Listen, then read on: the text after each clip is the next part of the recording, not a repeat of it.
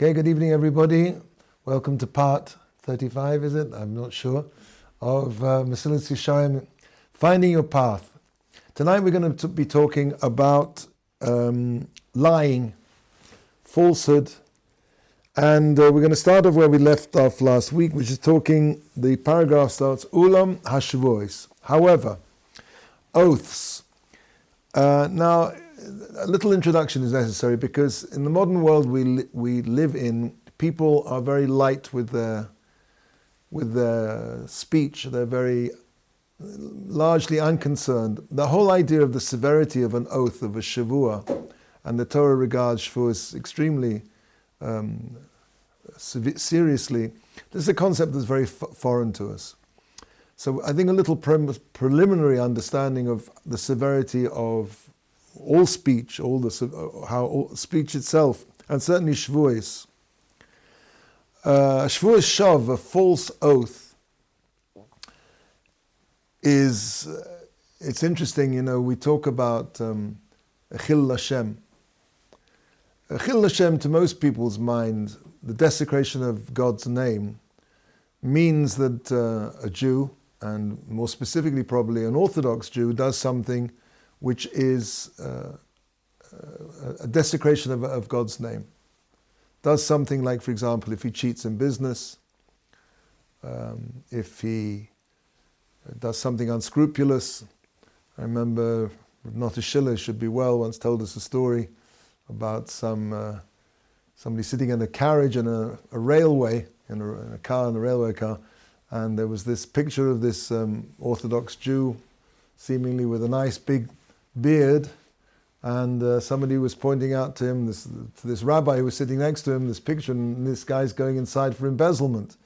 And so the rabbi said the problem was that under his beard he was unshaven. The thing is that we as Jews, I remember the first time I put a couple on my head and walked out into the street, I realized that everything had changed. I'd become an ambassador for the Jewish people, and everything that I did now would be viewed by the fact that, and I could be Mekadesh Shem Shemaim, if I get up for an old lady on the subway, if old ladies still do go onto the subway, I don't know if they still do that, but if I pushed in line in the queue at the exit to the 7-Eleven, so it's not this guy pushing in line, it was this Jew pushing in line. So, the good name of the Ribbono Shel Olam and the Jewish people perches precariously on a small piece of cloth on the top of our heads. And of course, every person who's recognizable as a Jew has to remember he's an ambassador. And that's the general concept of Chil Hashem, that a person is seen to be doing something which is, obviously I have to learn the halachas more specifically, but generally, somebody who does something which brings into disrepute the name of God or the name of the Torah, or is called Chil Hashem. But there's another concept. People don't realize that there's also a possibility of a Chil Hashem. And you're asking me, why am I talking about Chil Hashem when we're talking about Shavuot, oaths? Because there's a pasuk that says, V'lo siso eshem eshmi l'shav. You shouldn't raise up God's name in vain, which is to take a Shavuos shav, a false oath. V'lo tischalel, v'lo yischalel, and Hashem's name shouldn't be mischalel. So we see that there's a possibility of doing Chil Hashem, God forbid, even in private. It doesn't have to be. I agree most of the time Chil Hashem is something public. But the juxtaposition of not taking a Shavuos shav and saying, v'lo yischalel, it shouldn't be mischal, or shouldn't be, desecrated my shmi, my name, says Hashem. It means that through person making, and of course we don't understand how this happens, but the mystical forces that exist in the world, the spiritual connections are such that when a person makes a false oath, this in some way causes a desecration of God's name. So I was thinking to myself, I don't know if I mentioned in the past that we know it says, Etzer le'uma zeh os Elokim. God makes everything equal and opposite. Etzer le'umat zeh. This opposed to that. The world consists of black and white, good and bad, positive and negative. All of the world has been created in this way of equal and opposite. And therefore, if it must be, God forbid, that a person can desecrate God's name in private, it also means that he can sanctify God's name in private.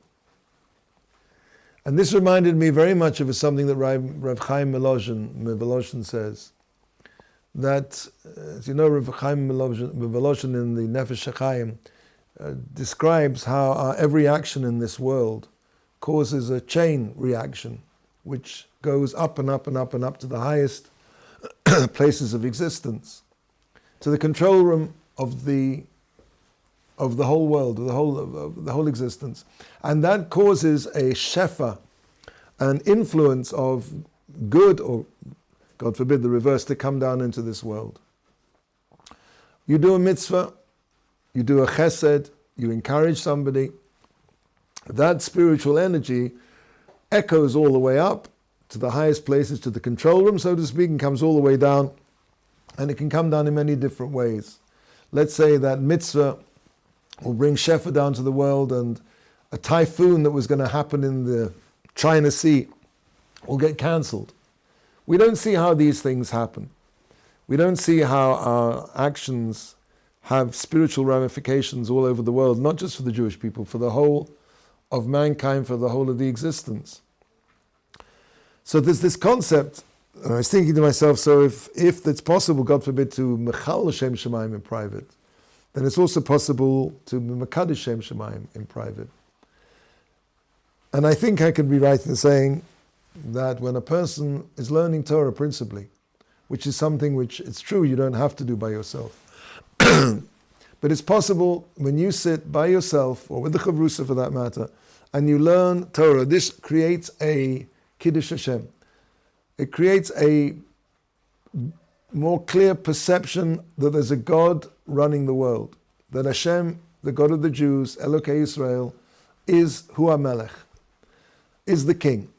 This creates a greater clarity for people in the world at large to see.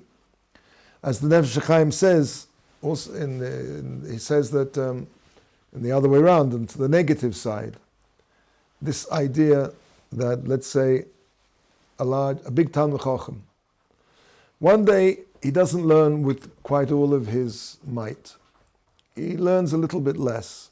So that means that somebody who normally learns be'iyun, in depth, he learns Bekias. Now, I'm not saying anything wrong with Bekias, but clearly, iyun, when a person delves into the deeper understanding of the Gemara and all its depths, as far as he can go, this is a higher level. A person has to have Bekiyut, he has to have Reka, he has to have knowledge on a wide scale. But let's assume for the sake of argument that Bekiyut is less in some way than iyun. So somebody who normally learns Bekiyus will then, let's say, pick up a Mishnayos. Somebody picks up a Mishnayos will learn Chumash Rashi. Somebody who normally learns Chumash Rashi will pick up, I don't know, I'm not making judgments here, will say a couple of Perek Tehillim. Someone who normally says Perek Tehillim every day and he doesn't do that, I don't know, he'll pick up a book about some Godel, Yisrael, a great Jewish scribe, and he'll read that instead, and then somebody doing that will read another book, and they'll pick up a newspaper, and this chain of Yerida, of descent will eventually end up, says the Nefesh HaChaim, with a Jewish boy marrying a non-Jewish girl in Paris. So everything, that's something that starts off. So I want to say, just as it's possible, to, God forbid, to be mechal Hashem Shemaim, to desecrate Hashem's name, in private, lo sisa eshmi, but you shouldn't raise up my name and cause a chil Hashem.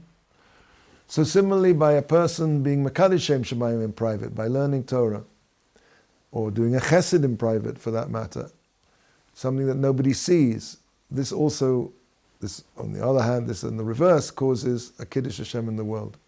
The reason I'm talking all about this is because it's difficult for us, as I said, to understand the severity of shvuot, of oaths, of vows.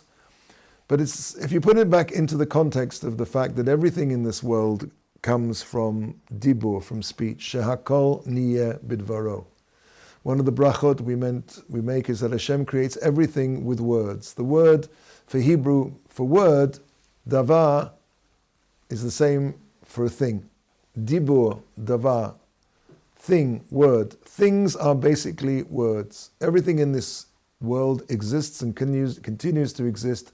B'davar Hashem, with the word of Hashem. Hashem speaks existence into being. And therefore, speech is the very foundation of the creation. And man has been given an awesome power through his speech to be able to, that's B'Tselem Elokim, this is what the Nefesh HaChaim says, to be able to affect the world as it is. Man also has the power of creation. Man doesn't have the power of creation, yesh me'ayin, ex nihilo, something from nothing. But man does have the power through his dibur to create yesh miyesh. Our words have an effect. Our words can change things. And therefore, an oath is something which really has the ability. It's a very serious thing because it touches on the very foundations of the universe itself. So that's what he says. As olam hashvuos, a person who's not careful with his shvuos, afal pi shemin astam kol she'ena mina hediotos nishma mehotzi shem shemayim mipiv levatala. Even though most people, unless he's somebody who is on a very low level, is careful not to utter oaths, and therefore using the name of Hashem, that is, motzi shem shemayim mipiv levatala, for no reason whatsoever. Kol shekein b'shvua, all the more so, he will be careful with the shvua. Yesh oid eze anofim ketanim. Even though most people are careful, I mean, again, this is speaking to a world, that's why I prefaced this, where this was poshut. It was simple, it was obvious. I don't think it's so obvious anymore that people are so careful in this regard. But let's say a religious Jew, a frum Jew, would be careful in this regard. Excuse me, as we know, the Mesilas Yesharim is addressing this book to people who believe in the Torah, believe in God, but to the extent that a person doesn't pay attention to things, that's his premise, he'll ignore them, he'll forget them. So even a person who's careful not to utter oaths, and not to be motzi shem shemayim levatala, not to use the name of God for no reason, to cause a chil Hashem, a desecration of Hashem's name, as we mentioned before. Yesh od eza anofim ketanim. There are other small branches, she'afal pi she'enam min ha'chamurim yoseh, which are not the most serious infractions and transgressions. Al kol ponim rui lemi sheroitz liyos neki l'shomer mehem. It's worthwhile, at any rate, for somebody who wants to be a naki, clean. Again, this whole chapter 11, is about the second level of observance, of steering yourself clear from aveiros, from sins, which is to be clean. Somebody wants to be clean from any problem connected with making an oath. V'hu masha omru, and that's when we get into the area of what says, Omer Rabbi Elazar, lav shavua v'hein shavua. There's a Gemara in Shavuos that says, the Rabbi Elazar says, if you say no, that's an oath. When you say no to something, you're committing yourself. And if you say yes, that's an oath.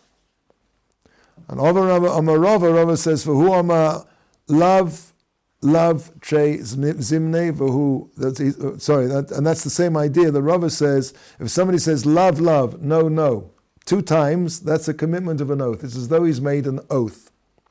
V'odama hein trei zimne. The same would be if he says twice yes. That's an oath. V'chein amru v'hin tzedek. When talking about weights and measures, the Torah says that your hin should be righteous. Hin is a dry weight. I don't know exactly how much it is. It's a certain weight. We could check it out. But the pun on the word hin is hein. Hein means yes. So not just your hin should be tzedek, not that just your weights. You should make sure your weights are cleaned all the time. and you must check that they haven't been rubbed down so that they give an accurate weight when you're selling things to people by weight. So not just your hin has to be correct, your hein has to be correct, your yes. Same idea. She'ei lav shelcha tzedek ve'hein shelcha tzedek. That when you say no, it's a commitment. And if you say yes, it's a commitment in a business deal. You say yes if you want to be very careful, and even though you didn't sign anything. There's an old joke about Cecil B. DeMille, who was one of the founders of the Hollywood film industry. His big tycoon, who used to say that a verbal contract is not worth the paper it's written on. In Judaism, we say that a verbal contract is a contract as good as a written contract. Your hein, your yes, is an oath. That's a commitment. My father, Olav Sholem, was a very, very straight person. He was known to be a very, very, very yashar. And he was in the furniture business. And he went, in Yiddish, as they say, mechula. He went bankrupt. It happens. So what they do is, when, God forbid, when you should know of it, but if you go bankrupt, if a person goes bankrupt, they call together what's called a creditors meeting, which means everybody that you owe money to comes together and you sit down in the room and you have a look at what the assets are. I mean, every business has a certain degree of assets. Whatever in his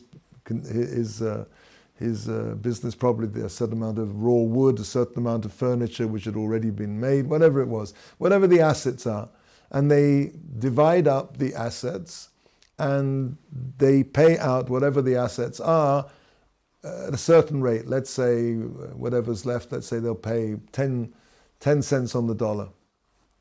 And that's it. You're acquitted according to the law. You went bankrupt, you declared bankruptcy, you divided up whatever assets you had and you paid all your creditors back, and they got 10 cents on the dollar. They didn't get the other 90 cents because you don't have it.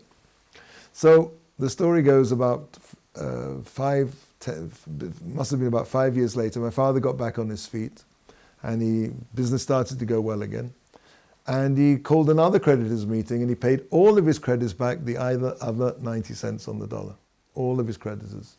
Somebody said to him, why did you do that? You didn't have to do that. You know, you declared bankruptcy, you followed the law. My father said, I owed them the money. It was posher to him. Okay, you know, the law says I only have, but I owe them the money. So that's what I would say as an example of when a person, his hein is a hein.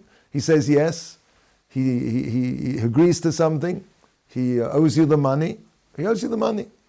And even if though al pi hachok, al pi din, according to the law of the land, that he doesn't have to pay you anything more than that, a person who wants to be careful about his shvuot, his commitments to other people, even though, as we say, there's no motzi shem levatol, there's no motzi shem shemayim levatola, there's no shvuah shav here, there's no false oath, but a noki who wants to be clean has to be careful to make sure that his commitments are honored to the nth degree if he wants to be a noki in the area of shvuos.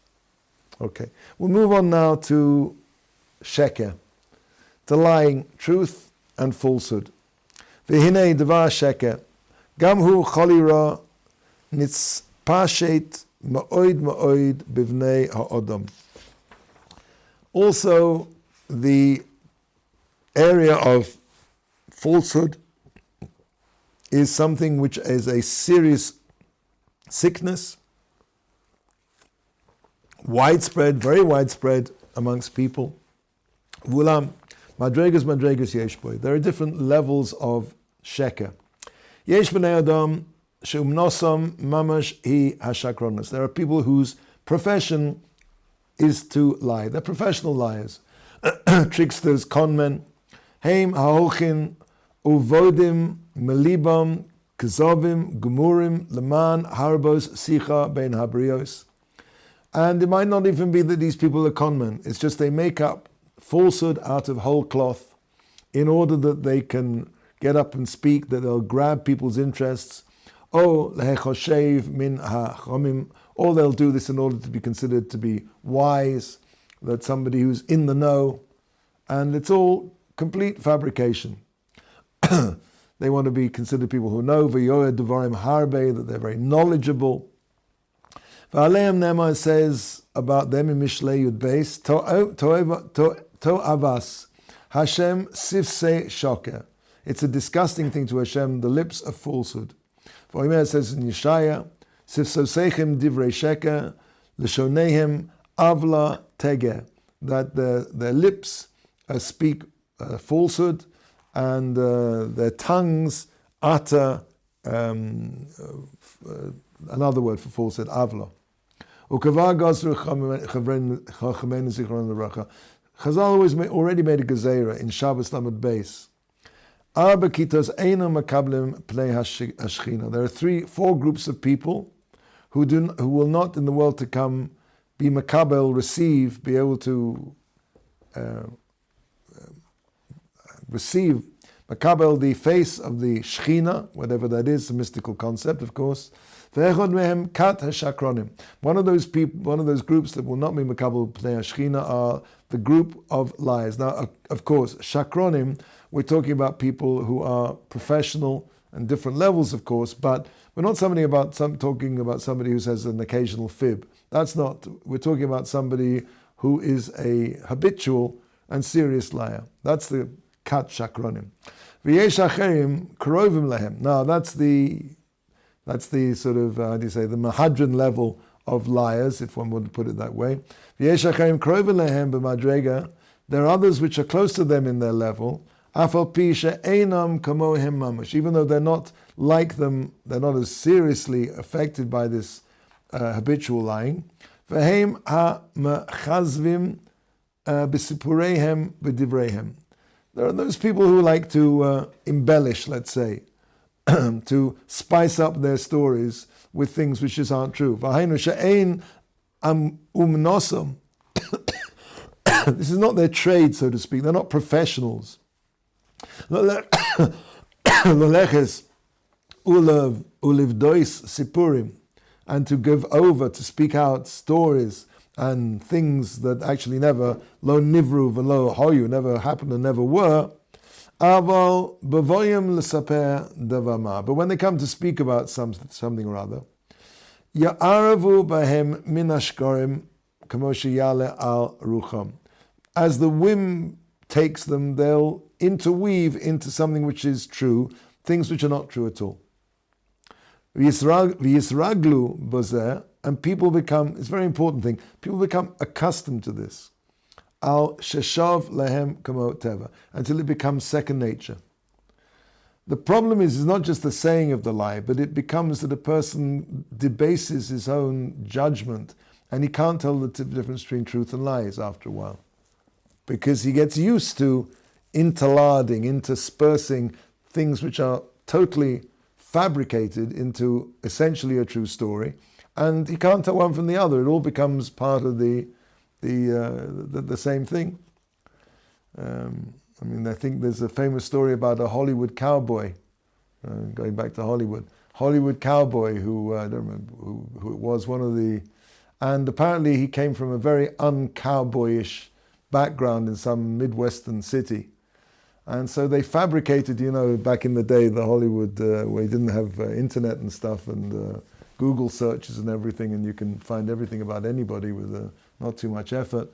But back in the day, so the Hollywood press offices had this whole machine of generating histories which would be pertinent and appropriate for whatever stars that they wanted to manufacture.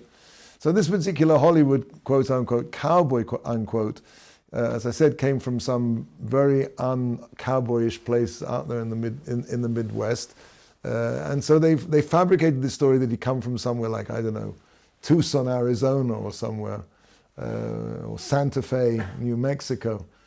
So the story goes that when he became very famous, he was riding through the town on the back of this limo, getting a parade out there in Santa Fe, and of course all the townspeople. The story went that he was discovered in a Wells Fargo station, right, and whisked off to Hollywood and became this famous cowboy. And so they were driving past the Wells Fargo station, and he leans across to his press agent and he says, "See that Wells Fargo station? That's where I was discovered." People can believe their own press releases because once they introduce into truth sheker, and maybe actually this story is more appropriate to somebody who's completely independent, but this is an example of how a person can become possessed with something which is untrue and believe it's to be true. He can't tell the difference between truth and falsehood. So he mixes in the shkarim as the desire takes him. And he comes accustomed to this adshe shav lehem kamoteva, until these false stories become true in his eyes. These are liars, you can't believe what they say because you don't know what's true and what's false. Chazal, and Chazal say in Sanhedrin, Kach hu ansho shel badai. This is the punishment of a person who is a falsifier. Sha'afilu oimer emes ein shomim lo. And even when he says the truth, nobody's going to believe him. This is what we call in English crying wolf. Shekava hitivu bahem hara hazois shelo yuchlu letzeis divreihem nikiyim min hakosav mitoch pihem. That they've already got into this situation where it becomes second nature to them, that it's this evil thing, this bad thing, that it's impossible for them to bring out forth from their mouth something which is clean, true in every aspect, because in there is all mixed up all this total sheker and nonsense. Huma hanavi mitztayer va'oimer, and that's what Yirmiyahu, the Navi, says, Limdu shonom daber sheker va'avei nil'u. That they taught their tongues to the words of falsehood, and they have become weary with wrong. Ha'avei nil'u. V'yesh od acherim. There's another group. Again, we're going down in the scale of severity here. She'chaloim kal mecholi harishonim. Their sickness is less severe than the first sickness. V'heim osam she'enam kuvim kol kach b'shekam. People are not fixed so much in falsehood and lying. Ela shelo yochoshu lehisrachek mimenu. But they're not people who are distance themselves greatly from it. As you remember, Chazal teaches midava sheker tirchak, from something which is false, tirchak, rachok, make yourself distant. It doesn't mean just avoid it, it means stay a long way away from it. And therefore, v'im yizdamin lehem, and therefore if they have the opportunity to speak something which is not completely true, because they're not careful about this, yomruhu, they'll say it. Ufamim rabbo, so many times yomruhu derech schok, below kavanara. And very often people will exaggerate just to make a joke out of something, and even though they don't have any evil intention, they're not saying to try and trick people, it's something which is false because they want to make a joke or they want to amuse people. For example, the famous story about the fish that was this long. So there was a fish, sure there was a fish. It's not inventing that but maybe it wasn't this long, it was that long. This is another kind of less serious, but still being intermingled with something which is false. Hodionu shekol zeh chefetz rotzon haBorei Baruch Hu umidas chasidov. And however, the wise person, this is we're talking about here. This is Shlomo HaMelech. Shlomo HaMelech lets us know that all of this is the opposite, hefech, of the desire of the Creator of the world, who and his umidas chasidov, and the midah of his to be a chosid, to be on a higher level. It's against what Hashem wants. Huma shekosov, it says in Mishlei, devar sheker yisna tzadik. Something which is false, even if it's only an exaggeration, a tzaddik hates that. V'huma shebara olav ha'azhara.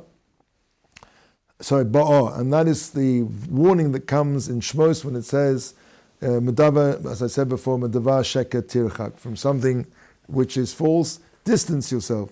Don't say it. Stay well away from it. The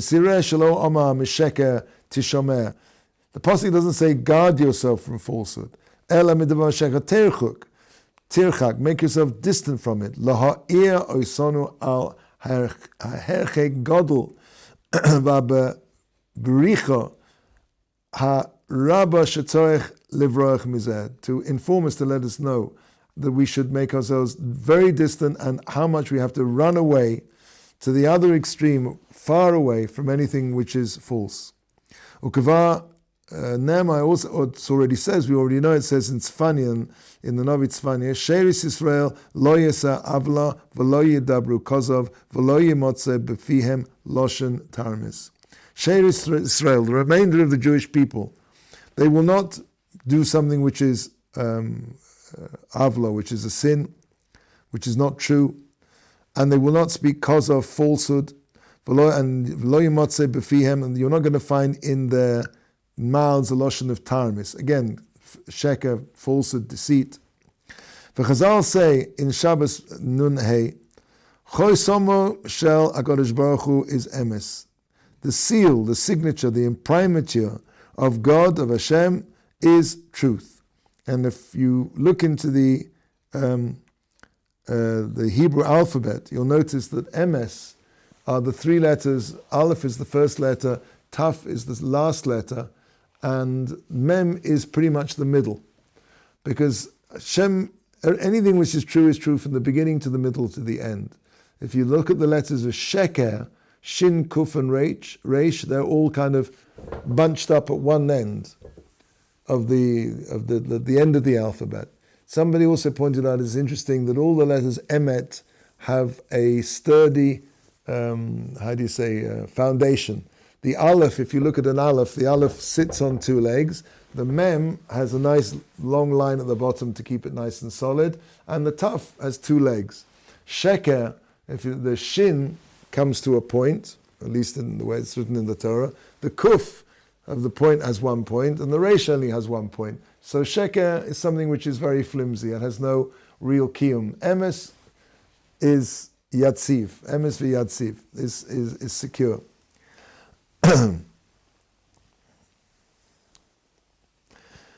So he says here in the notes also that this is the way, if you become close to Hashem, is to be very careful with the midah of emes, because that is the seal of Hashem. So through emes a person comes to be close to Hashem, because that is Hashem's signet ring, so to speak, in this world.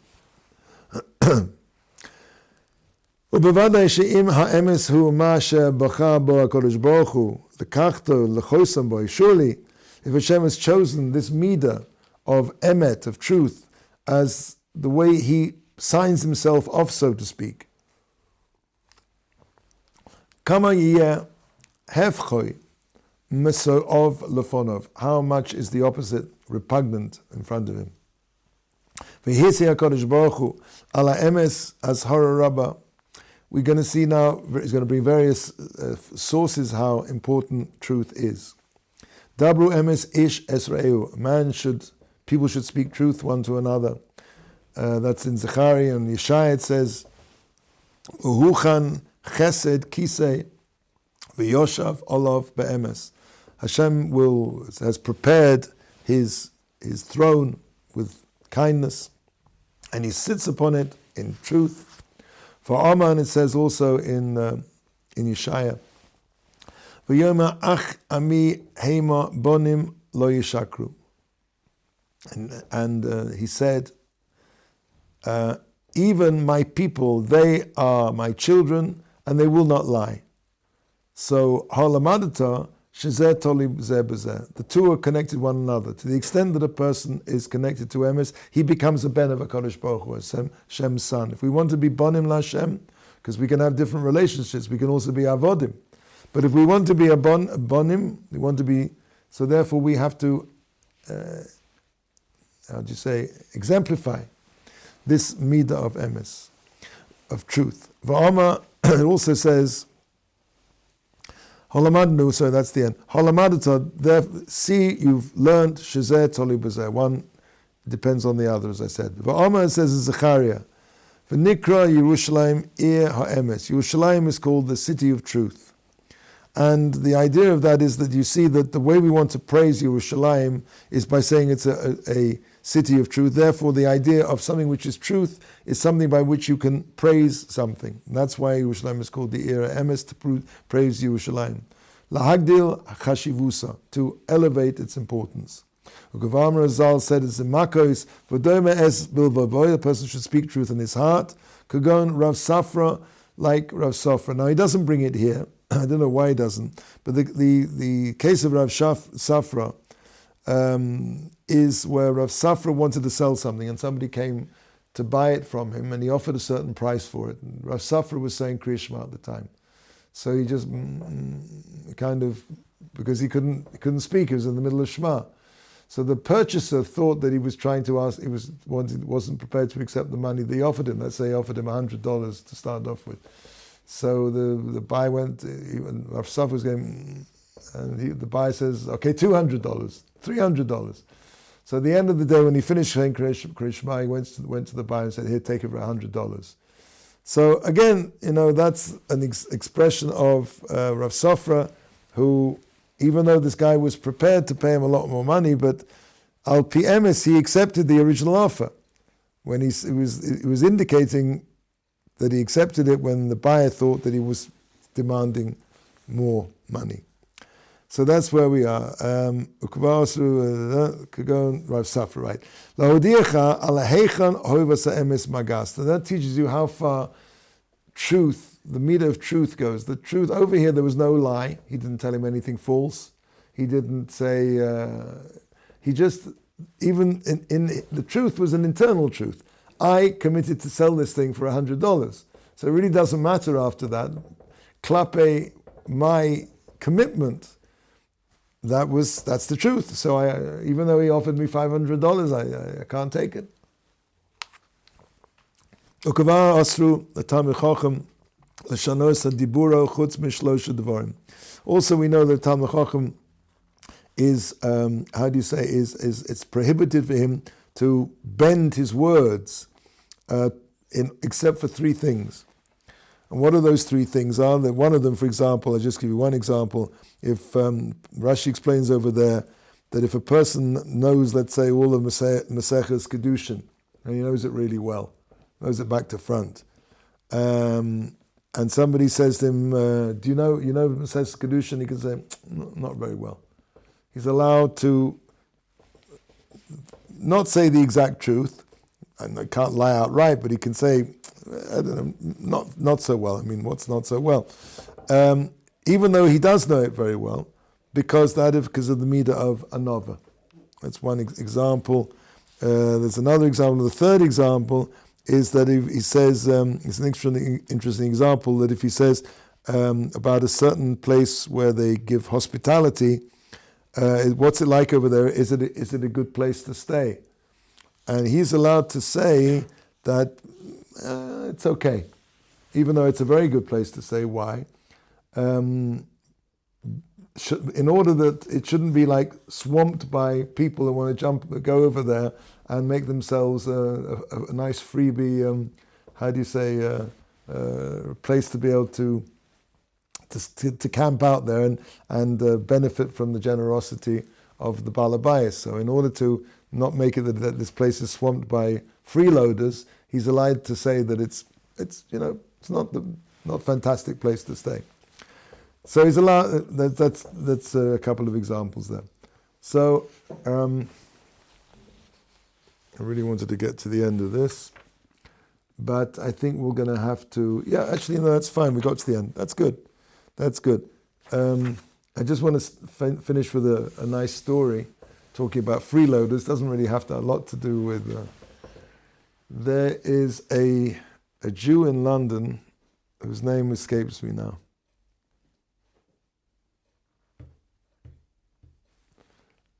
And I don't. If it comes back to me, well and good. Maybe you know his name, but he was well known as a tremendous Baal Chesed. all of the Meshulachim, all the people who came over from Eretz Yisrael who were poor, who wanted to go and collect money in London, they would go and stay at his this place. He had a whole house which was like converted for people to stay in Stamford Hill. It's bothering me, I can't remember his name. But anyway, and there was a kitchen downstairs, and so one of the Meshulachim, one of these charity people who was coming to collect charity, was sitting at the breakfast table one day, and saying, well, I've been here for about a month, I don't know how much I can stay here, but maybe they'll I don't know what they're going to, maybe they'll kick me out. I've been here a month or more. So the guy opposite the center said, I wouldn't worry about that. I've been here a lot longer than that. They haven't kicked me out. And it was the owner of the place. So I wish I could remember his name, but it should be a big schus for him. I think he's still with us. It bothers me, I can't remember his name. Anyway, Bezrat Hashem, Ad Kan, we talked about falsehood. We talked about truth. We talked about Shavuos, the power of language, of words. Next week, we're going to go on and we're going to talk about Chil Hashem, which, as we said, we spoke about a little bit this week. Okay, all the best.